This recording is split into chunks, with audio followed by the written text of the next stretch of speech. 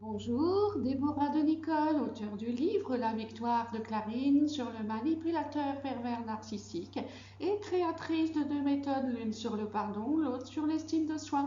Retrouvez tous les articles sur mon site internet déborah-du-6 de nicole.fr. Votre victoire est au bout du chemin et abonnez-vous à ma chaîne YouTube Déborah de Nicole Coaching en livre en cliquant sur le petit carré à droite de la diapo.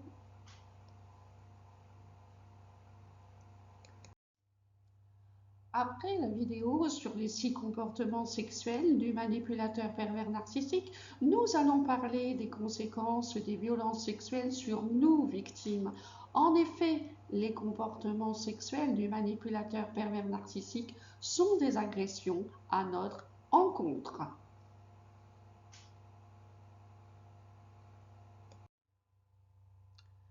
Les conséquences sur notre être émotionnel. Après de violences sexuelles, nous sommes humiliés et nous culpabilisons car nous nous sentons responsables à tort de ce qui nous est arrivé. Nous préférons garder en nous notre histoire par peur d'être jugés ou d'être incrédules aux yeux de l'entourage, de la police ou même de la justice. Et choqués, nous nous replions sur nous-mêmes en gardant la tristesse, la colère, mais aussi notre histoire en nous.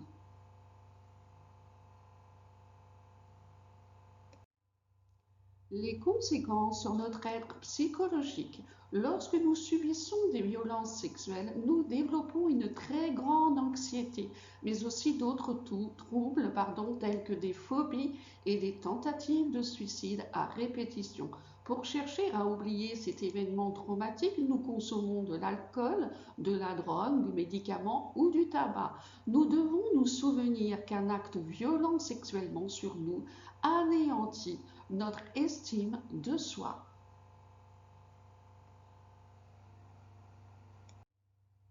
Les conséquences sur notre santé physique. Violentés sexuellement, nous devenons soit anorexiques ou soit boulimiques. Notre sommeil est également impacté par des insomnies et des angoisses nocturnes. Nous nous interrogeons pareillement sur notre santé sexuelle. Avons-nous des maladies sexuellement transmissibles ou sommes-nous enceintes?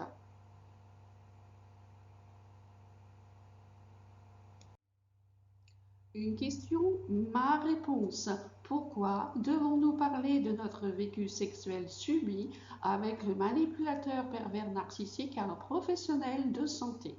Eh bien, je pense que plus vite nous parlerons, plus vite se feront les prises en charge psychologiques, émotionnelles et physiques.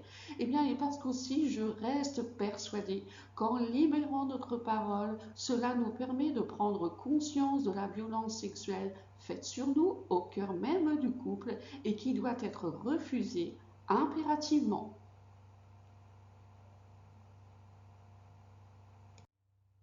En conclusion, les violences sexuelles agissent sur l'ensemble de notre être et pour surmonter l'échec sexuel dû à toutes les agressions subies avec le manipulateur pervers narcissique, nous devons en parler avec un professionnel de santé pour nous permettre de comprendre ce qui nous est arrivé afin de redevenir des femmes sexuellement épanouies et en imposant les limites dans une future relation sentimentale.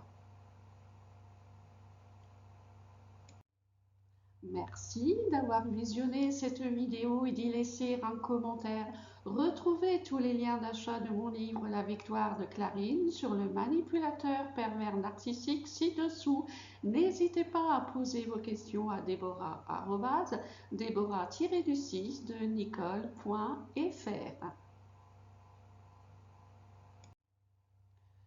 Merci également d'aller visiter mes chaînes partenaires YouTube, Jérôme.r, l'entrepreneuriat pour une vie de choix, Gabriel Clément, vivre une vie de choix, pasteur Jean-Claude de Rizier qui nous parle de Dieu, Mind Parachute, chaque idée, des nouveaux horizons, Enzo Family, chaîne de production audiovisuelle. Et puis, je vous suggère de regarder la playlist des vidéos sur la victime du manipulateur pervers narcissique. Merci beaucoup. À bientôt. Au revoir.